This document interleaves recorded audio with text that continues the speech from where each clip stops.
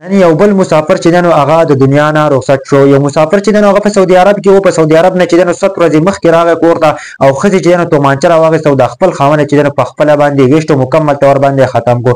ملګرو دا واقعه چې دنو په مانسیره کې راغله، او دا مسافر چې دنو دا په سعودي عرب کې و، په سعودي عرب کې هلته کار کولو، د خپل بچو دپاره، د خپل مور پلار دپاره لګیا و، د خپل ښځې دپاره لګیا و چې زه پیسې وګټم او دوی له ولېږم، دوی پرې ځان له کپړې واخلي، دوی پرې چې دنو رزق واخلي، دوی پرې خپله زندګي صحیح تېره کړي.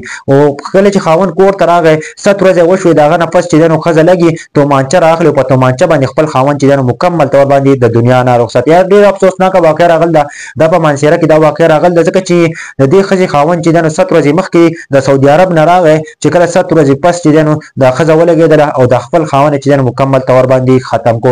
ملګرو دا څه وجه کېدلی شي؟ یو وجه دا کېدلی شي که نه چې دې ښځې چې دنو د بل سړي سره تعلقات و، د دې وجې نه چې دنو دې خپل خاوند ختم کو او د دنیا نه رخصت کو. نن سبا خو داسې قصې وي چې خاوندان یې په دوبۍ سعودي کې وي یا په یو اس کې وي، په یو کې کې وي، او ښځې چې دنو د نورو خلکو سره تعلقات وي، د هغه تعلقاتو د وجې نه چې دنو ښځه کله چې خاوند کور ته راشي نو ښځه چې دنو مکمل طور باندې ختم کړي. ډېر د افسوس مقام دی که نه، ښځې خپل خاوند ته نه ګوري چې هغه د دې ښځې دپاره، د خپل بچو دپاره، د خپل مور پلار دپاره چې دنو هغه لګیا وي، د هغه باوجود چې دنو ښځې د نورو خلکو سره تعلقات وي، د خپل خاوند چې دنو په خپله باندې وولي هغه پکې د دنیا نه رخصت کړي او د بل کس سره چې دنو هغه خپله زندګي بیا تېره. یار ډېر د افسوس مقام دی یار، چېرته هم داسې مه کوئ، داسې نه وي پکار. خاص کر د مسافرو دا څه زندګي وي که نه، تاسو سوچ وکړئ دا څه زندګي ده. ټول عمر د مسافرۍ کې کوي او بیا چې دنو پکې د دنیا نه رخصت شي، خپله ښځه لګي او خپل خاوند په خپله باندې د دنیا نه رخصتۍ په تومانچه باندې اولي او هغه پکې د دنیا نه رخصتۍ. یار ډېر افسوسناکه واقعه ده.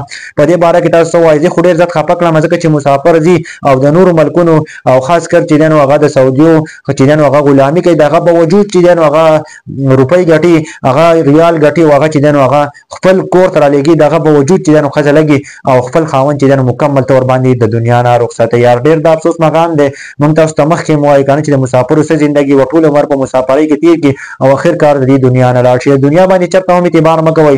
دنیا چې دنو نن ښه، سبا بد، سبا بل سبا ښه، بیا بد.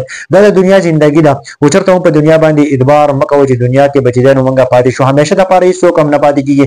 همیشه به ته کوشش کوې که نه چې ته به تیار ځان زندګۍ ته تیار ساتې چې چېرته هم مرې که نه، چې په تا باندې هېڅ هم نه وي او ته چې دنو الله پاک ته واپس شي او ته چې دنو بالکل ټیک کړې. ملګرو زندګي چې دنو چېرته هم په زندګۍ باندې اعتبار نه دی پکار. همیشه چې دنو ځان تیار ساتئ، په بل چا باندې چېرته هم چوټ ځان مه حسابوئ. د دنیا دغه 2 ورځې ژوند دی او په نوجوانۍ او بوډاوالي ته اوس نه ګوري چې په کم عمر کې چې دنو نوجوانان د دې دنیا نه رخصتېږي. دې خبرې مطلب دا دی چې موږ ټول دې دنیا ته راغلي یو، څه د لږ ټایم دپاره عارضي دنیا ده او دې نه پس چې دنو موږ د دې دنیا نه ځو. الله پاک دې موږ باندې خپل رحم وکړي. د دې مسافر دا واقعه مې واورېده، عمل چې ستاسو سره شریک کړمه.